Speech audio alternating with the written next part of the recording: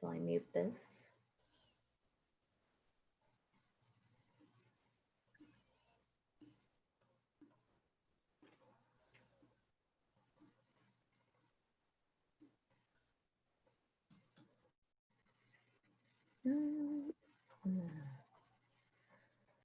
Let them in. Ready? Yeah.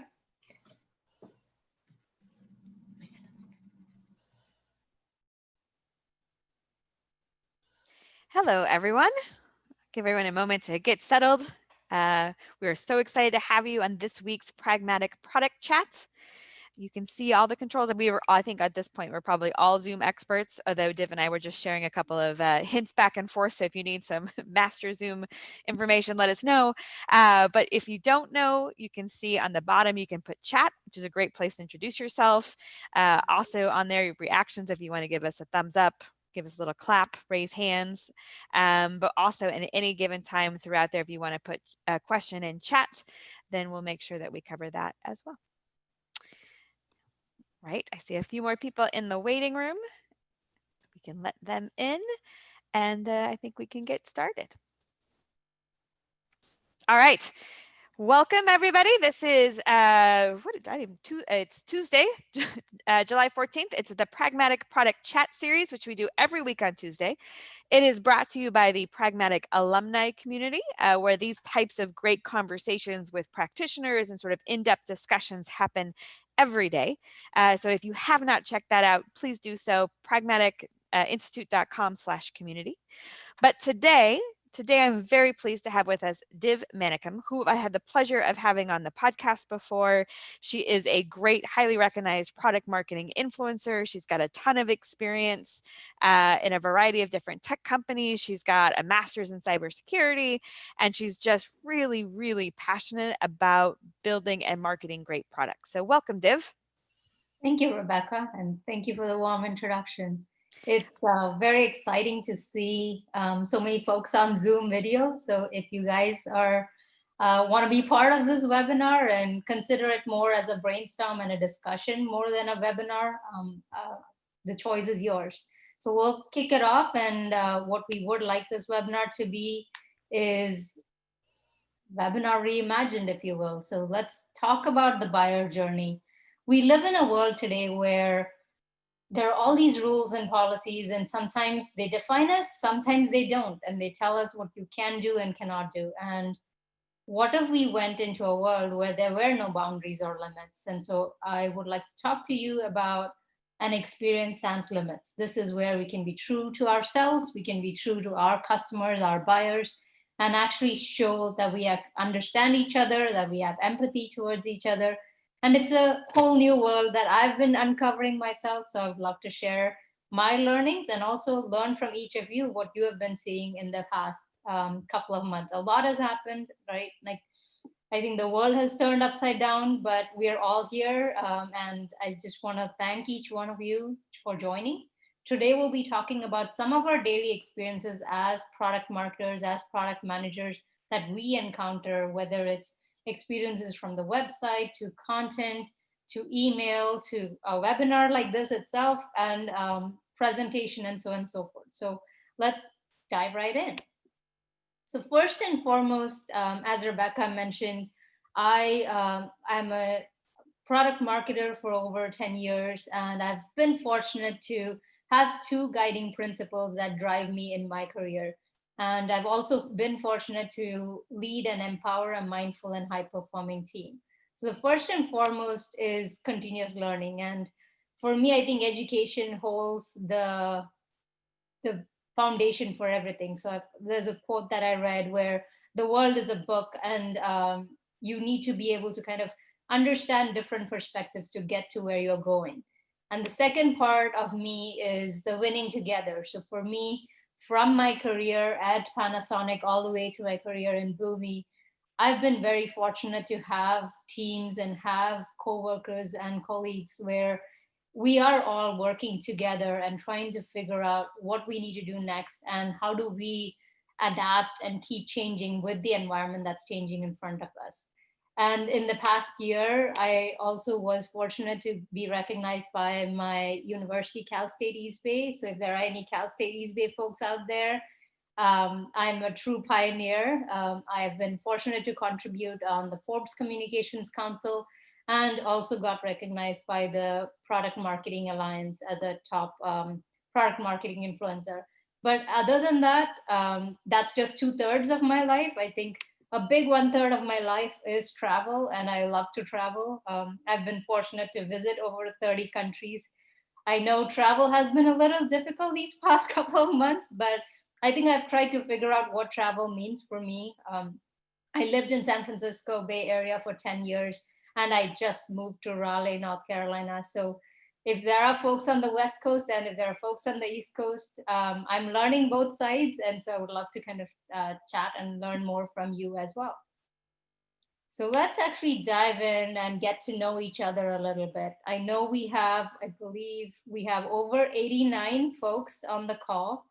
Let's talk about where are you all coming from? Since we are in a global network, if you would like to chime in your city or state, feel free to add that into the chat window. If there is a specific industry that you're focused on, feel free to add that in the chat too. And then you also see a poll up on the screen to know what your company's focus is. Are you B2B, B2C, B2B2C, or what's your professional focus? Are you product marketing, product management, or other? Because as we all know, we were not born in product marketing, but we all found our true purpose reaching out into product marketing. Awesome. We have getting all the polls in, and let's see if we have some responses in the chat. We have folks from, oh wow, we actually have we actually have somebody from India. That's awesome. Hi, Karthik. And then we have folks from Chicago, from SF, Atlanta, Denver, New Jersey, Sacramento, Canada. Perfect. This is fabulous. So we just completed the poll, and what we are seeing right now, and I'm assuming that you are able to see, but if not, I'm going to just read the responses from the poll. We have about 77% B2B, 17% B2C, and then 22% B2B2C. And if you are thinking about the professional focus, we have about 42% product managers. We have 36% product marketers, and then 22% who are in other areas. They're probably working their way into product marketing or product management, but that's awesome. Thank you all, and thank you for participating in the poll. So what we would like to do in this scenario is not just think about us, where we are, but also think a little bit about our audience and who we want to engage with. I also see that we have folks across the world. We have folks from Netherlands, from Egypt. So welcome everybody. And I know time zone wise, I think sometimes webinars are a blessing because you can join a webinar from your home. But at this time, I guess everybody's work from home. So thank you once again. So let's dive in. Our first and foremost topic we'll be talking about is what exactly is a buyer journey or an audience journey, right? It could be a customer, it could be a prospect, it could be a partner. So there are all these different journeys that you can build. And I got fascinated to learn more about the buyer journey in my early part of my product marketing career, where everybody kept talking about buyer persona or user persona. And I kept scratching my head trying to figure out why are we so worried about what they want? Why can't we just tell what my company does and what awesome products I have, and they'll come find it, was my initial reaction. And quickly I realized that's not how the world works. So let me put my head together and actually try to understand who the buyer is, what excites them, what are they interested in. And primarily, that was also one of the things, I don't know if you've noticed, but that was also one of the things that I just did in the prior slide. Getting to know you, the customer, the audience that's here in the webinar today. Because at the end of the day, my purpose is not to tell you what I know, but my purpose is to learn from each of you and actually adapt and build something together. So if you think about a buyer journey or an audience journey, it all starts at that discovery phase, right? Whether it's an email that somebody sent or it's a friend sharing a recommendation of, hey, have you check out this new book, or check out this new video that I came across. And then you start getting involved and you start learning about that product or service. And once you have learned about it, you're like, okay, I see I have this problem. I need to actually now try it out. So you do a pilot, you go through a demo, you maybe go through a POC if you're more B2B, and then you buy the product. Once you've bought the product, and this is, I think, one of my learnings in product marketing was in my first half of my career, I was very focused on the discover and learn part. I was like, hey, if they know that we exist, it's golden. Like they'll buy us, they'll advocate for us was my notion. But I didn't actually put marketing dollars, or I didn't put the investment in within the product to actually do the right hand side, the buy and the advocate phase, right? So make sure that when you think about the buyer journey, it's not just about, hey, do they know that our website exists? Do they know that we have all this awesome content? Do they know that we can actually have all these awesome features and functionalities? That's not all they need to know. They need to be your advocate so that they are the ones, and this can be a cycle, right? Like if you think about a buyer journey, you have heard about the marketing funnel, you have heard about the flywheel. Think about it in any format. These are just simple words: discover, learn, try, buy, and advocate. That stuck with me. There are different variations of it. You'll hear acquisition, you'll hear words like retention, you'll hear different terms, and they all mean something as simple as this. Now, I'm going to actually keep it a little more interactive. I'll give brownie points if anybody knows where this photo is from. And I know there are a few people from that city here in the call, so I hope it gives you a hint. And if you are on chat, anybody has any guesses? There we go. See, everybody knows Fisherman's Wharf. So this is the true San Francisco in me, and that's the Fisherman's Wharf. So not everybody has this photo, and you'll see that a lot of my photos are photos that I love to take, and I always like to look at a different perspective or a different angle to the normal things. And you'll see Carl the Frog right behind us here in the photo. But the idea that I wanted to showcase today is, what's your favorite story? And I'll turn it to Rebecca. Rebecca and I have had some awesome chats before. And every time I think about a story, my favorite story is, and it doesn't have to be a book, a video, or a movie, or it could be anything. And for me, it's the TED Talk, Simon Sinek's TED Talk on Start With Why. And somehow that story moved me. Somehow that story made me feel like I need to rethink how I have been operating. And so, Rebecca, what's your favorite story that you would like to share with the team here? So it's actually a parable that when I heard the first time, it really sort of stuck with me. And it's one you all know, right? It's very simplistic. Every little kid knows it. It's the tortoise and the hare, right? And anyone who knows me is I like to move really fast. I'm from Boston. I like to talk fast. I think everything should go really fast. And there are several times in my life when I've married someone who's a little more of a turtle, right? Or some of the other things. But the balance of those two and seeing the pros and cons in such a very simple story has helped me in all kinds of things, right? The long road, but knowing and kind of being able to balance the benefits of both of those. So I always like the rabbit and the hare, or the hare and the turtle. And everybody knows the hare and the tortoise, right? So folks on the call, what's your favorite story? Are there stories that resonate with you? And I'll leave it with two more caveats, right? Which story did you connect with, and why did you continue to read that story or watch the story or listen to that story? I would love to get some participation on the chat. And if there are ones that folks want to actually talk, feel free to talk to. This is not just me talking to you. It's more an interaction. So I'm assuming you can unmute yourself and chime in. I think another great story is the good thing, bad thing, who knows parable, right? When something happens, trying to figure out, is that a good thing, a bad thing? And it all depends on your perspective. That's true. Yeah, I was listening to a podcast yesterday. It was talking about the power of perspective. And there's this girl in a college, she was sharing her experience of how one coffee can change lives back in Africa. And I was like, I knew it, but I don't think it moved me until I saw that video, and it was another TED Talk. I'm a TED Talk geek myself. So I guess folks are I think there's a couple people. Michael and Angela had unmuted. I don't know if either one wanted to share a quick story. Go for it. Michael, do you want to speak first? It's too much pressure.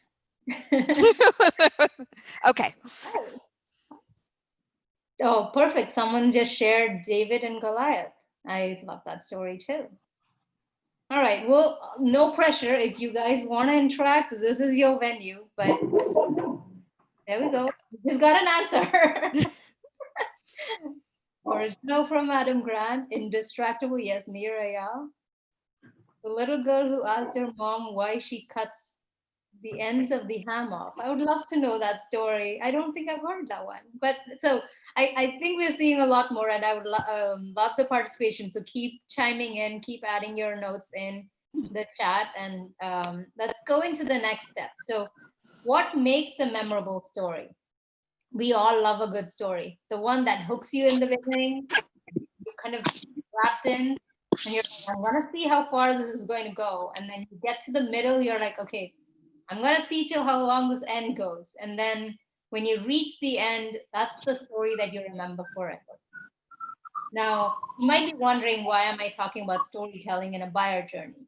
The main premise to it is we often think about storytelling by itself, that, hey, we as product marketers, as product managers, we need to be great storytellers. And then we leave the buyer journey off on another mountain. The truth is, both those things need to happen together. So the first step is your start. Think about your discover and learn phase. How do you make sure it's worth their time? And it's worth their time to care. Not just worth their time to care. The second is your middle. This is where you're gaining their trust, you're gaining their credibility, right? So this is where they're trying your product, they're deciding that they need to buy your product, and they're putting a lot of faith in you. And you want to make sure that you're giving them the best experience that you possibly could. And at the end of the day, these are your advocates. So go find your advocates. We at Boomi, we're very fortunate to have an amazing customer advisory board. And every cab member, you could see how passionate they were about the product, about the service that we offered. And it wasn't just that we sold a product or service. Sometimes they would say, hey, we love Boomi just because of the people that work there. And that itself became a story in itself. And so think about those two aspects, your story that you're trying to tell out into the world, and then what is the buyer journey look like? All right, so keep those in mind, and then we'll jump into the fun part of it. And before we jump in, these are my two key principles. If I go into a team meeting, this is probably the first slide that I'll have up there to say, hey, product marketing, what we need to do is simplify things. And as simple as that sounds, it's not that simple. Two of the quotes that resonated a lot with me, and I'm also a big believer of quotes, just like I love to take photos. Simplicity is the ultimate sophistication. If you can't explain it simply, you don't understand it well enough. And these are some amazing people that have said this, and I will hold this to my grave. I'm pretty sure of that. So if you listen to any sessions of mine in the future, I'm pretty sure you'll see this again. So let's talk about some examples. Your website is your front door to your home. And every project that we work on, whether it's your website, your content, your email strategy, your webinar strategy, whatever it is, everybody has a goal in mind. So I'll turn it back to Rebecca, and then even to folks on the call.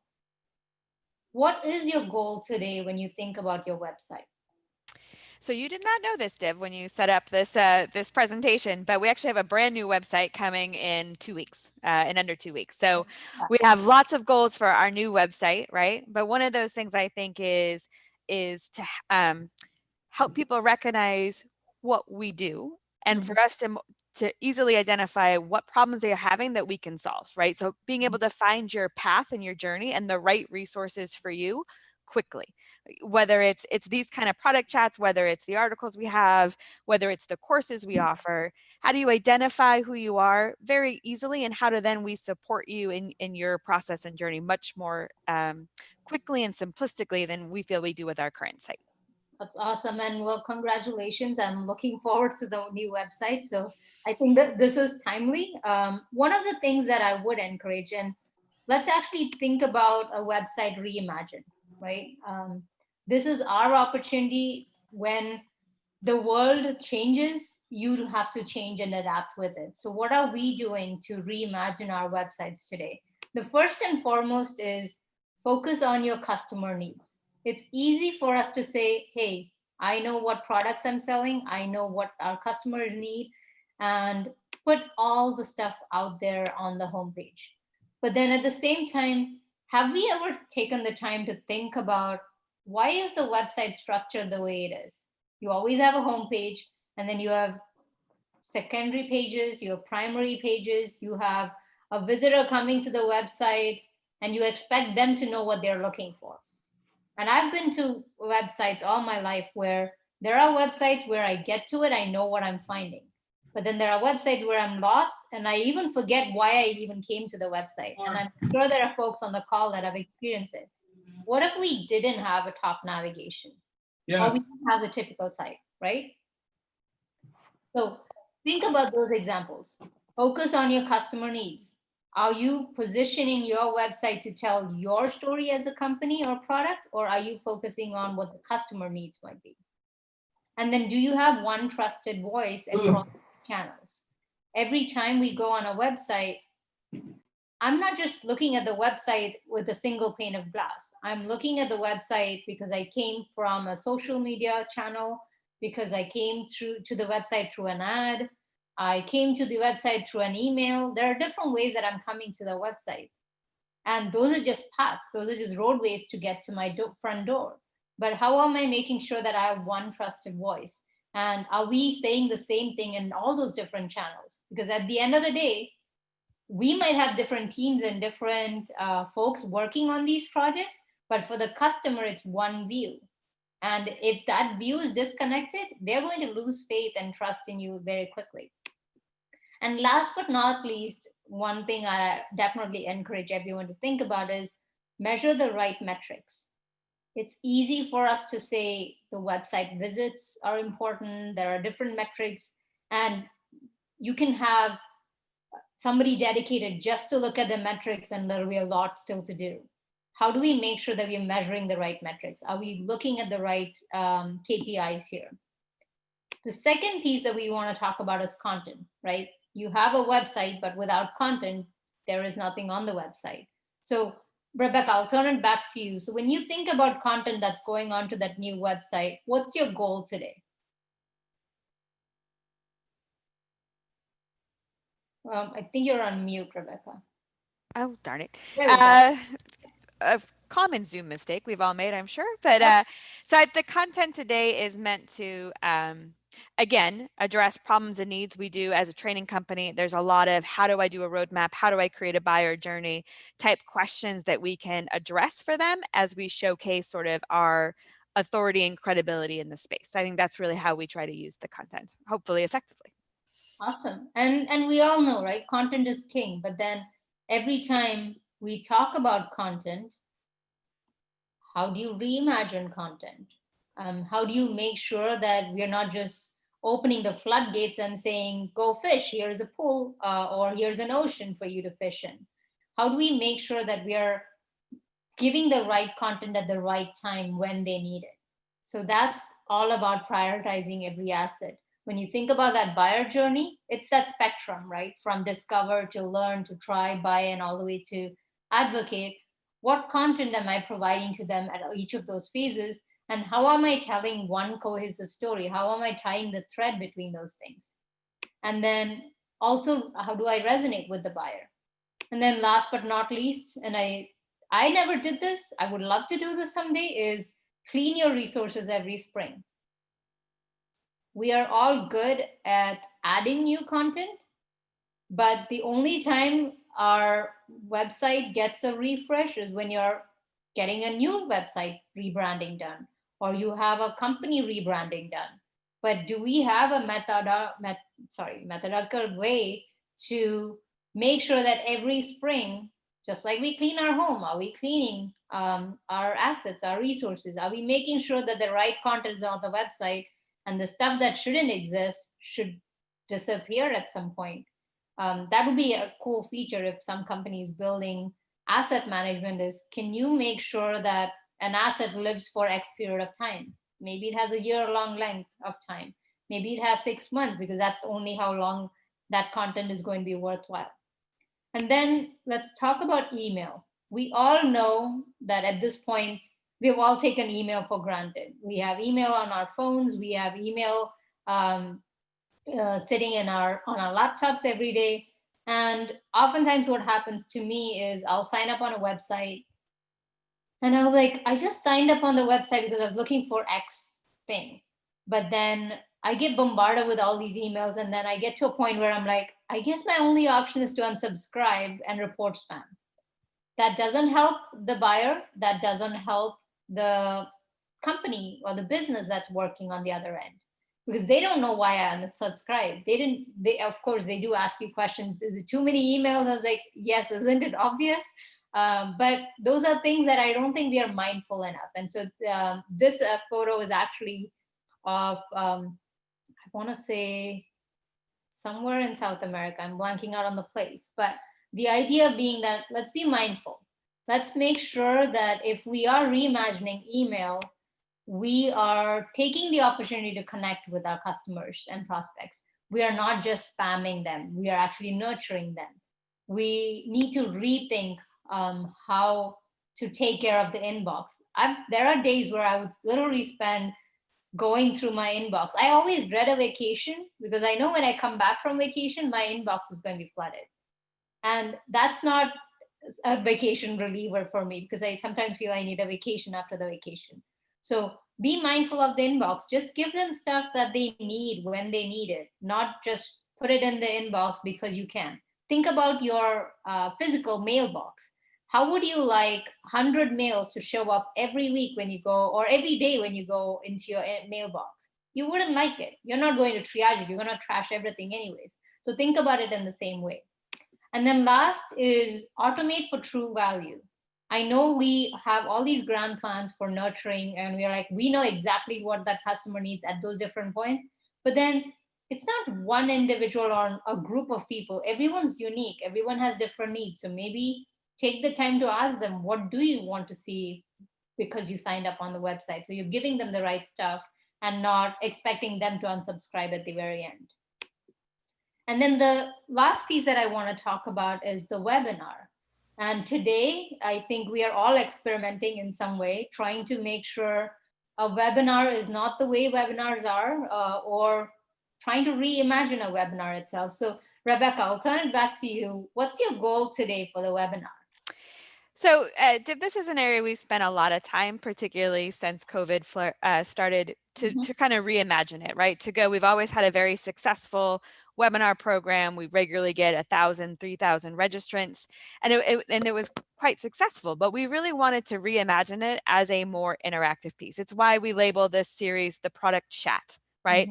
It's about more casual. We've had workshops in this sessions. We've had client talks in this session, and we've done that, and we've also added sort of the office hours, ask me anything on Friday, again, because it wasn't about one big event, but it was about having regular ongoing conversations with the audience, and also helping people find the specific conversation that mattered to them. So we could do a more buyer journey specific topic, or we've done them on really specific subscription pricing, because we can, if that's not the conversation that interests you, that's okay. We've got other ones coming up that will. So that's really how we've tried to pivot our approach to these live events.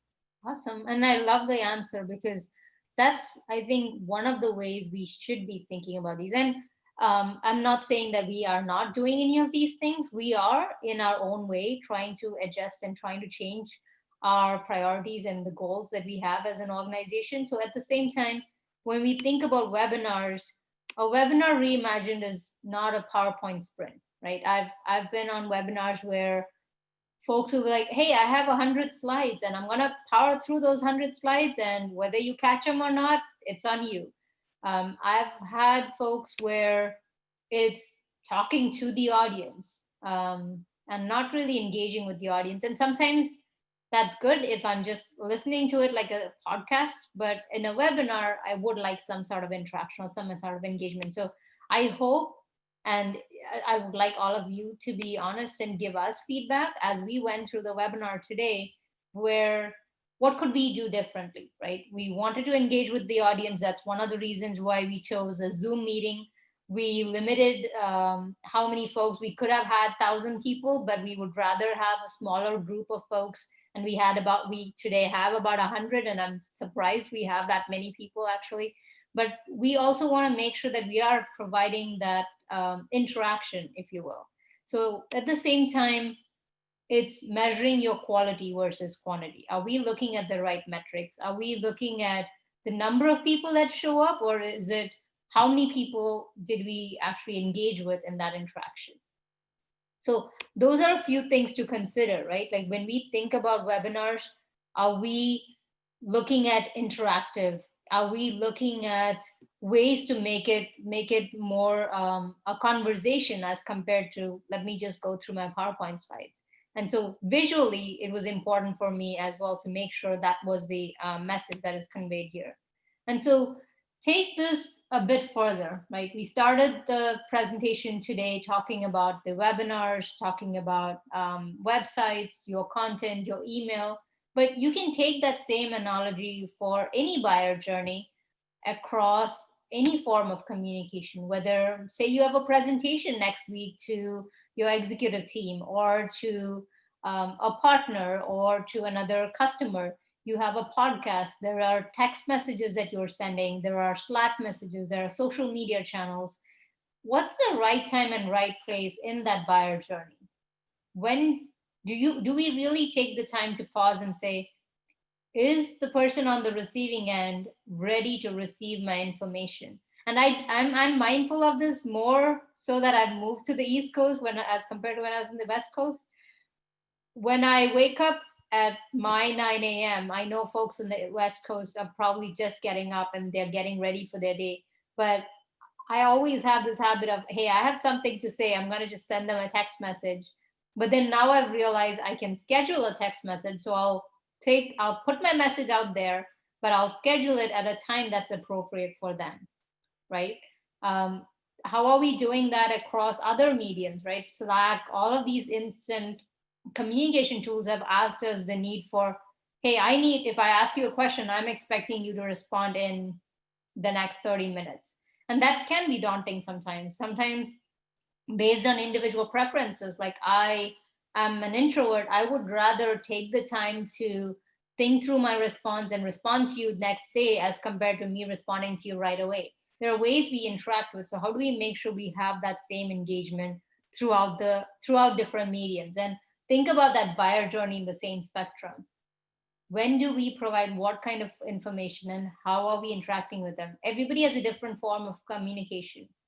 There might be people that prefer blogs. There might be people that prefer a podcast. So how are you catering to those? And I know Rebecca and the Pragmatic team have been making sure that you're having different ways to consume that information, irrespective of what medium you want that to be in. Rebecca, anything you would like to add here? No, I think it's really important, and we'll send out an email afterwards too. We've got tools that let you sort of document your buyer journey and then which assets you have at each step and for which each persona. And it's just a really good way to visualize. And I think when we do this periodically, we're always surprised at where the holes are, or maybe where we've gotten to just like a spot where we talk a lot to this particular persona, but less to this one. So if you can, whether you use our tool and templates or whether you just, like a big old whiteboard or a poster board and just here's the steps, here's my personas, what tool do I think is primarily for that one, right? And it really helps you visualize where you've got those holes. And it also helps you go, okay, if I think the podcast is here, or for this persona, then I can tighten up my stories in there. I can tighten up what I'm delivering in there because I've got a clearer point of view of who it's for and what I'm hoping it accomplishes. That is very true. And I think when we think about webinars or any form of communication, sometimes knowing the right time and right place is important. So as we wrap up, one of the things that I do want to convey is another quote that I came across. You can't go back and change the beginning, but you can start where you are and change the ending. And I thought that was very powerful and timely for this webinar, because there are things that are in motion. There are things that we are doing for our means of communication, whether it's how we interact with our customers, whether it's trying to even understand a buyer journey mapping. We have gone through exercises of building buyer personas, trying to make sure that we are taking the time to understand who our true customers are and actually interacting with them at the right time and place. I would also just add to that, as I think it's important as you can always start, is that you don't have to boil it all at once, right? Yep. And you sit there and you think, oh, it would take forever to get all of this right. Well, just start with one spot, one persona, one tool, work on that, move forward, because it's the progress that matters. You can be the tortoise. You don't have to be the hare, but you just need to start. Yes, yeah, and that's important, right? I think Dalai Lama said that the hardest step is the first step. Once you take that first step, then everything else follows in place. So I know we are wrapping up the webinar, but I do want to take the time to thank everyone. Thank you, Rebecca and Sarah, and the Pragmatic team for arranging this and making sure that we have an interactive audience. And I thoroughly appreciate every conversation that we had on the chat. But we do have a few more minutes, so if folks have any more questions that you would like to ask, or anything, if you would like to connect with me, feel free to connect with me on LinkedIn. I've also shared my email. I do write on leadership as well as product marketing. I have a Medium post as well as a Forbes contributor.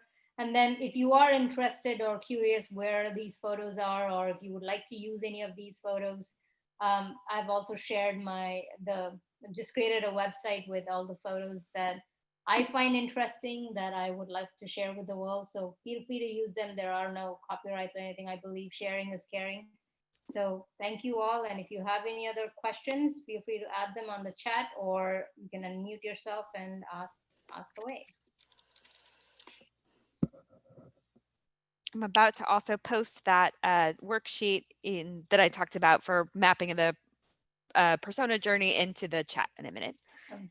Obviously can't talk and type.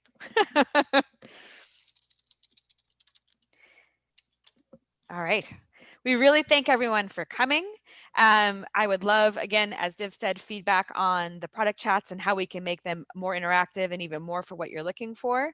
Also encourage you, we've got another one coming next Tuesday, which I would encourage you all to sign up for at Pragmatic Institute/events. And again, every Friday, 10:30 Pacific, 1:30 Eastern, we're on with an instructor, sometimes two when we're extra lucky, and an office hours, ask me anything type environment. We've had some great conversations in there as well. And then just for any of you who know anyone who might be looking for a role, we are currently hiring a director of product management for Pragmatic. So you can find me on LinkedIn. You can find the job there as well. So we'd love to have you there. And thank you guys. Please come again. Please check out the website now and in 2 weeks. We'll have some more information. We'd love to see you at another event or training online soon. Awesome. Thank you, Div. Thanks, everyone.